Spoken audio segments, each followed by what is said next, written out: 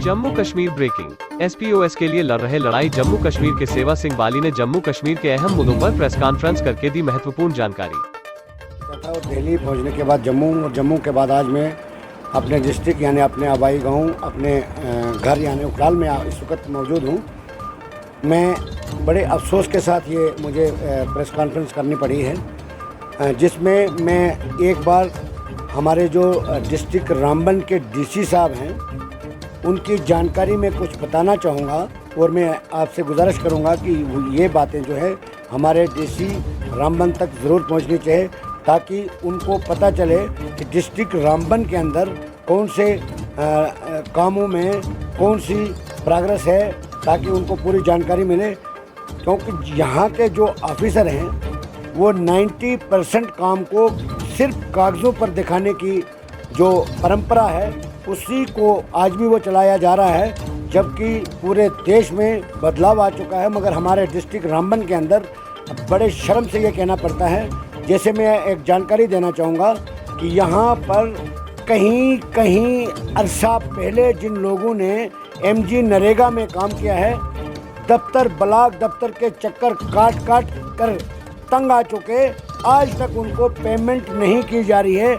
यानी government of India का एक ऑर्डर है एमजी नरेगा यानी 100 डेज जॉब, 365 दिन में गवर्नमेंट ने ये स्कीम बनाई है कि हम ज़्यादा कुछ नहीं कर सकते, मगर 100 दिन रोज़गार जो है ये गवर्नमेंट की बनाई हुई स्कीम जो है उसमें भी जिन लोगों ने काम किया है उनको कहीं महीनों से पेमेंट नहीं मिल रही।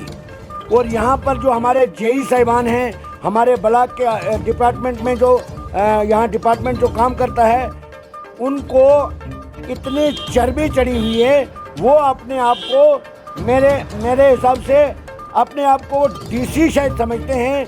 यहाँ के हमारे पटवारियों के पास सुपारी गाड़ियाँ हैं, हमारे जो यहाँ पर सेक्रेटरी ब्लॉकों के हैं वो एक अपने वीआईपी ट्रीटमेंट में चलते हैं। मैं डीसी साहब से गुजारिश करना चाहूँगा और एक जानकारी बताना चाहूँगा डीसी साहब से कि यहाँ पर ब्लॉक के दफ्तर के साथ में 2 दुकानें हायर की है यानी रेंट पे ली गई है, उसमें सीमेंट 3 साल से सीमेंट पड़ी है, अंदर वो सीमेंट भी सड़ गई, टाइलें पड़ी है, पूरा सामान पड़ा है, वो सामान भी सड़ चुका है यानी खराब हो चुका है। और उस ऑनर को जिनकी वो दुकानें हैं उनको रेंट तक नहीं दिया गया, नंबर 1। नंबर 2, वो जो सामान जो सीमेंट खराब हुई है, ज़ाया हुई है, उसका रिस्पॉन्सिबल कौन है, मैं पूछता हूँ डीसी साहब से। और दूसरी बात, हमारा एक शालगढ़ का एरिया है, वहाँ पर टेकअप पॉइंट पे कुछ मकान आए हमारे, मैं वहाँ के लोग मेरे पास आए, उन्होंने बताया हमारा बार एस्टीमेट बनाया जाता है, उसके बाद पता ही नहीं चलता है। और मैं ये डिमांड करता हूँ कि डीसी साहब को चाहिए फौरी तौर पर तमाम डिपार्टमेंट के ऑफिसर साहिबान को हिदायत जारी करें कि उसका फौरी तौर पर कंपनसेशन आज के रेट के हिसाब से दिया जाए और वहाँ पर मकान को उठा के वहाँ पर रोड को जो है क्लियर किया जाए। दूसरी बात, जो इम्पोर्टेंट बात कहना चाहूँगा, हमारे टूरिज्म के मसले में यहाँ पर एक पवित्र जगह है शर्वाधार। मैंने कई साल संघर्ष करने के बाद प्राइम मिनिस्टर ऑफ इंडिया से एक मेमोरेंडम देने के बाद वहां से अप्रूवल लाया था कि इन इलाकों को टूरिज्म मैप में लिया जाए, जिसमें पैसा 19 करोड़ रुपया सैंक्शन भी हो गया। मैं पूछना चाहता हूं डीसी साहब से कि यहाँ डीसी रामबन के ऑफिस में आने के बाद ये पैसा कहाँ चला जाता है, जिसमें शर्वाधार, सरगली, सुनसेरी, महूमंगत, नीलटाप, मालनसर ये जगहें हैं जिनको गवर्नमेंट ऑफ इंडिया ने अप्रूव कर दिया है टूरिज्म मैप में लेने के लिए, जिसके लिए पैसा तक रिलीज कर दिया गया है। तो डीसी साहब को चाहिए, और मैंने उस पूरे प्रोसेस को कई सालों से फॉलो किया है। उसके बाद आज यहाँ पर मैं आया हूँ, मैंने जब कंफर्म किया यहाँ पर 1 रुपए का काम नहीं हुआ है, और आने वाले कुछ दिनों के बाद हमारे शर्वाधार की यात्रा शुरू होने वाली है। मैं पूछना चाहता हूँ यहाँ के एडमिनिस्ट्रेशन जो आज भी एक मीटिंग हो रही है, यहाँ पर सिर्फ कागजों में अपनी मीटिंगें करते और खजाने को लूट रहे हैं 2-2 हाथों से। अगर डीसी साहब ने इस पर तुरंत इंक्वायरी नहीं की, एक्शन नहीं लिया, मैं दिल्ली में जाके सुप्रीम कोर्ट ऑफ इंडिया में आरटीआई लगाऊंगा। डिस्ट्रिक्ट रामबन के अंदर जितना पैसा आता है कहाँ जाता है, ये मैं आपके माध्यम से कहना चाहता हूँ। और एलजी साहब से गुजारिश करना चाहता हूँ कि जो हमारे डिस्ट्रिक्ट रामबन के अंदर पोगल, प्रस्थान, उखलाल, सीनामती, जितने भी हमारे इलाके, रामसू, बनियाल, खड़ी, शगन, महूमंगत, गोल, शंगलदान, जितने भी इलाके के लोग हमारे पास आ रहे हैं, एमजी नरेगा कई साल तक उसका पैसा नहीं दिया जाता है। कहाँ जाता है वो पैसा? हमारे सेक्रेटरी तक इन लोगों को नहीं मिलते हैं। सेक्रेटरी अपने आप को एडवाइजर समझते हैं यहाँ के। वीडियो तो कुदरती बात है, जब सेक्रेटरी एडवाइजर समझेगा तो वीडियो तो अपने आप को प्रधानमंत्री समझता है। मैं कहना चाहता हूँ वीडियो साहब को, वो कहीं भलेके में न रहे, कहीं गलतफहमी में न रहे।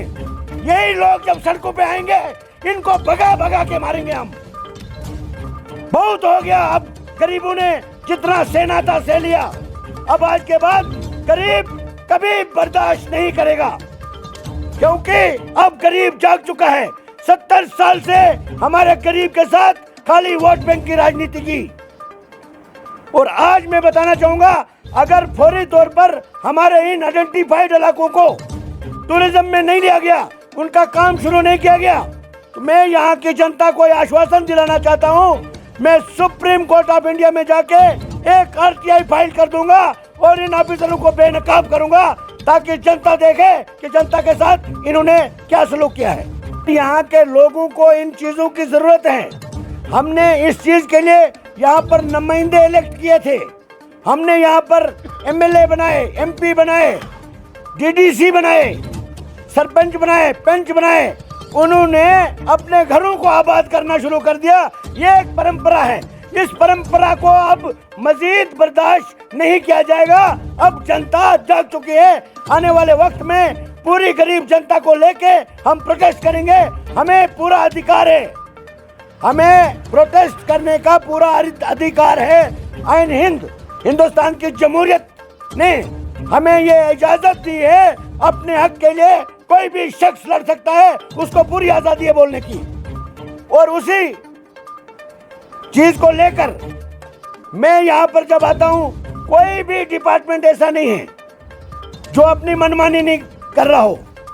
हॉर्टिकल्चर, फ्लड कंट्रोल, पीएचई, बिजली 108 रुपए की जगह 375।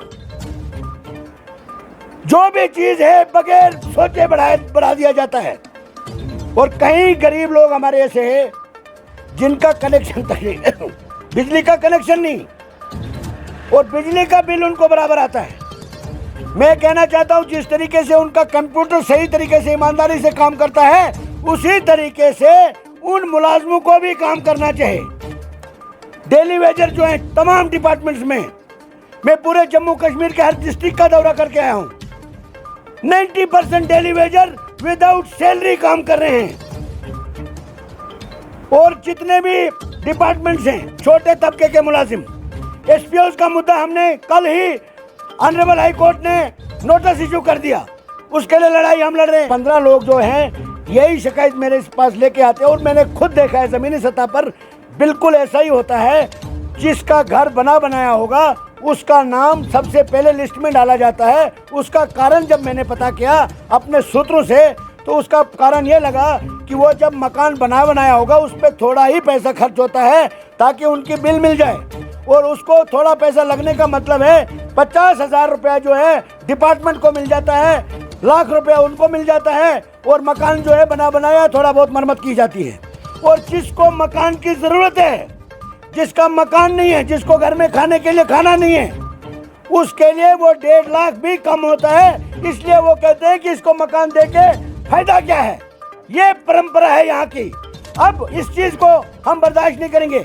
मैं कहता हूँ 50% लोग जो हैं इस वक्त भी मकानों से महरूम हैं, और प्रधानमंत्री साहब का आर्डर है कि 2022 तक देश के हर गरीब को मकान दिया जाएगा। यहाँ पर अमीरों को अमीर किया जा रहा है, गरीबों को अपने हाल पर छोड़ा जा रहा है। यहाँ पर गरीबों की नुमाइंदगी करने वाला आज मुझे इस वक्त पूरे देश में कोई भी लीडर ऐसा नहीं मिला जो गरीबों की बात करता हो। उसलिए मैंने ऑल इंडिया लेवल पर एक संगठन बनाया है जिसमें 8 रियासतों ने जुड़ के मुझे ऑल इंडिया का प्रेसिडेंट बनाया है, all India voice of poor peoples, जिसमें मैं जम्मू कश्मीर में भी हर जिले में वो संगठन बना रहा हूँ। उसका मकसद ये है, गरीब जनता की जो आवाज़ आज तक दबी रही, उसको गरीबों के साथ मिलकर हम उठाएंगे और आने वाले वक्त में गरीब, जो भी गरीब हैं, उनको ज़रूर इंसाफ मिलेगा। यही मेरा पैगाम रहेगा आपके चैनल्स के माध्यम से।